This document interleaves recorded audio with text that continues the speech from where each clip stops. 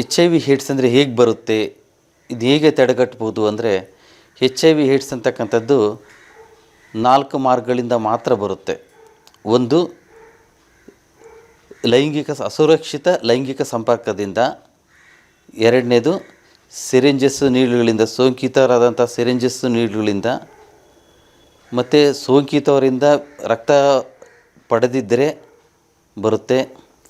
ಮತ್ತು ತಾಯಿಗಿದ್ದರೆ ಮಗುಗೆ ಬರುತ್ತೆ. ಮತ್ತು ಕೆಲವು ಟೈಮಲ್ಲಿ ಶೇವಿಂಗ್ ಶಾಪಲ್ಲೂ ಬರೋ ಚಾನ್ಸಸ್ ಇರುತ್ತೆ. ಬಿಟ್ಟರೆ ಬೇರೆ ಇನ್ಯಾವ ಮಾರ್ಗದಿಂದನೂ ಬರೋದಿಲ್ಲೇನಿಲ್ಲ. ಮತ್ತು ಇದನ್ನು ಹೇಗೆ ತಡೆಗಟ್ಬೋದು ಅಂತಂದರೆ, ನಾವು ಫಸ್ಟು ಅಸುರಕ್ಷಿತ ಲೈಂಗಿಕ ಸಂಪರ್ಕದಿಂದ ದೂರ ಇರತಕ್ಕಂಥದ್ದು ನಾವು ABC ಮಂತ್ರ ಅಂತ ಕರಿತೀವಿ. ಮೊದಲೇದು ಬ್ರಹ್ಮಚರ್ಯವನ್ನು ಪಾಲಿಸ್ತಕ್ಕಂಥದ್ದು. ಮದುವೆ ಆಗೋದಕ್ಕಿಂತ ಮುಂಚೆ ಗಂಡಾಗಲಿ ಹೆಣ್ಣಾಗಲಿ ಬ್ರಹ್ಮಚರ್ಯವನ್ನು ಪಾಲಿಸ್ತಕ್ಕಂಥದ್ದು. ಎರಡನೇದು, ಮದುವೆ ಆದ ನಂತರ ಗಂಡ ಹೆಂಡ್ತಿಗೆ, ಹೆಂಡ್ತಿ ಗಂಡಗೆ ಫೇತ್ಫುಲ್ಲಾಗಿರ್ತಕ್ಕಂಥ, ಬಿ ಫೇತ್ಫುಲ್ ಅಂತ ಕರೀತಾರೆ. ಪರಸ್ಪರ ನಂಬಿಕೆಯಿಂದ ಇರತಕ್ಕಂಥದ್ದು. ಕೊನೆಯದಾಗಿ ಇವೆರಡೂ ಸಂದರ್ಭದಲ್ಲಿ ಅನಿವಾರ್ಯವಾದಂಥ ಸಂದರ್ಭ ಒದಗಿ ಬಂದರೆ ಅದನ್ನು ಇರೋದನ್ನು ಉಪಯೋಗಿಸ್ತಕ್ಕಂಥ, C ಅಂದರೆ ಕಾಂಡೋಮ್ ಅಂತ ಕರೀತಾರೆ. ಕಾಂಡೋಮ್ ಸುರಕ್ಷಿತವಾದಂತಹ ಕಾಂಡೋಮ್ ಉಪಯೋಗಿಸಿ ಸುರಕ್ಷಿತವಾದ ಲೈಂಗಿಕ ಸಂಪರ್ಕವನ್ನು ಪಡೆಯೋದ್ರ ಮುಖಾಂತರವಾಗಿ HIV ಸೋಂಕಿತರಿಂದ ಮುಕ್ತರಾಗುವುದರ ಜೊತೆಯಲ್ಲಿ ಮತ್ತು ಬೇರೆ STD ಕಾಯಿಲೆಗಳಾಗಿರ್ತಕ್ಕಂಥ ಸೆಕ್ಷುಯಲಿ ಟ್ರಾನ್ಸ್ಮಿಟೆಡ್ ಡಿಸೀಸಸ್ ಅಂತ ಹೇಳ್ತಾರೆ, ಲೈಂಗಿಕ ರೋಗಗಳಾಗಿರ್ತಕ್ಕಂಥ ಸಿಫಿಲಿಸ್, ಗೊನೋರಿಯಾ ಮತ್ತು HIV ಏಡ್ಸು, HPCG, ಈ ರೀತಿಯ ಬೇರೆ ಬೇರೆ ರೋಗಗಳನ್ನು ಸಹ ನಾವು ಮುಕ್ತಿಯನ್ನು ಪಡಿಬೋದು. ಜೊತೆಯಲ್ಲಿ ಅನ್ವಾಂಟೆಡ್ ಪ್ರೆಗ್ನೆನ್ಸಿ ಅಂತ ಏನು ಕರೀತಾರೋ ಅವನ್ನು ಸಹ ಅವಾಯ್ಡ್ ಮಾಡ್ಬೋದು. ಅಂದರೆ ಗರ್ಭನ ಧರಿಸ್ತಕ್ಕಂಥದ್ದನ್ನ ಅವಾಯ್ಡ್ ಮಾಡ್ಬೋದು. ಈ ರೀತಿಯಾಗಿ ಕಾಂಡೋಮ್ ಬಳಸುವುದರಿಂದ ಅನೇಕವಾದಂತಹ ಉಪಯೋಗಗಳಿರುತ್ತದೆ.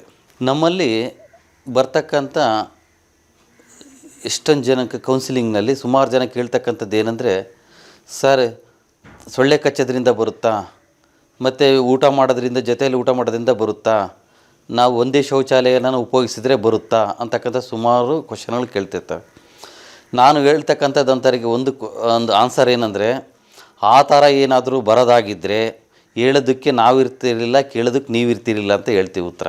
ಏನಕ್ಕಂತಂದರೆ ಅಷ್ಟೊಂದು ಜಾಸ್ತಿ ಆಗಿಬಿಡ್ತಿತ್ತು.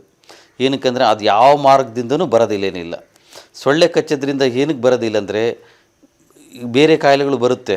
ಈಗ ಫಾರ್ ಎಕ್ಸಾಂಪಲ್ ಡೆಂಗು ಆಗಿರ್ಬೋದು, ಮಲೇರಿಯಾ ಆಗಿರ್ಬೋದು, ಸೊಳ್ಳೆ ಕಚ್ಚೋದ್ರಿಂದ ಬರುತ್ತೆ. ಈ ಕಾಯಿಲೆ ಏನಕ್ಕೆ ಬರೋದಿಲ್ಲ ಅಂತಂದರೆ, ಇದು ಮನುಷ್ಯನಲ್ಲಿ ಮಾತ್ರ ಜೀವಿಸ್ತಕ್ಕಂಥ ಒಂದು ವೈರಸ್ ಆಗಿರುತ್ತೆ. ಬೇರೆ ಇನ್ಯಾವುದು ಜೀವಿಯಲ್ಲೂ ಸಹ ವಾಸಿ ಮಾಡಲ್ಲ. ಯಾವುದೇ ಪ್ರಾಣಿ, ಪಕ್ಷಿ ಮತ್ತು ಕೀಟಗಳಲ್ಲಿ ಯಾವುದರಲ್ಲೂ ಸಹ ಇದು ಜೀವಿಸೋದಿಲ್ಲ. ಮತ್ತು ಹೊರಗಡೆ ಕ್ಲೈಮೇಟಿಗೂ ಸಹ ಬಂದ ತಕ್ಷಣವೇ ಕೆಲವೇ ನಿಮಿಷಗಳಲ್ಲಿ ಎಷ್ಟು ಕ್ವಾಂಟಿಟಿ ಮೇಲೆ ಡಿಪೆಂಡ್ ಆಗಿರುತ್ತೆ, ಬಿದ್ದಿರೋದ್ರ ಅನ್ನೋದ್ರ ಮೇಲೆ ಭಾಳಷ್ಟು ಬೇಗ ಇದು ಸಾಯೋದ್ರಿಂದ ಆ ಮಾರ್ಗಗಳಿಂದ ಬರ್ತಕ್ಕಂಥದ್ದು ಸಾಧ್ಯ ಇಲ್ಲ ಅಂತಕ್ಕಂಥದ್ದು ಭಾಳಷ್ಟು ಮಿಸ್ಕಾನ್ಸೆಪ್ಷನ್ಸ್ ಇರುತ್ತೆ, ತಪ್ಪು ತಿಳುವಳಿಕೆಗಳು. ಆಮೇಲೆ ಹಂಗೆ ಬರ್ಬೋದೇನು, ಹಿಂಗೆ ಬರ್ಬೋದೇನು ಅಂತಕ್ಕಂಥದ್ದು ಇರುತ್ತೆ.